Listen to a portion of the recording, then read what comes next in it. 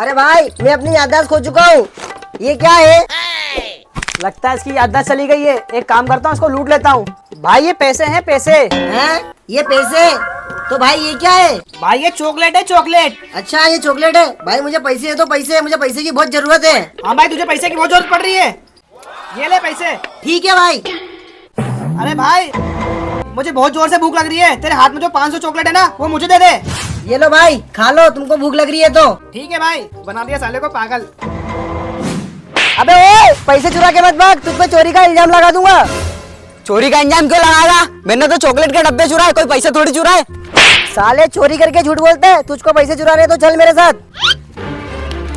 1 2 3 4, ये ले भाई तेरे चॉकलेट के 4 डब्बे और मुझे मेरे पैसे वापस दे दे। अबे साले तूने मेरे पैसे उसको क्यों दे दिए?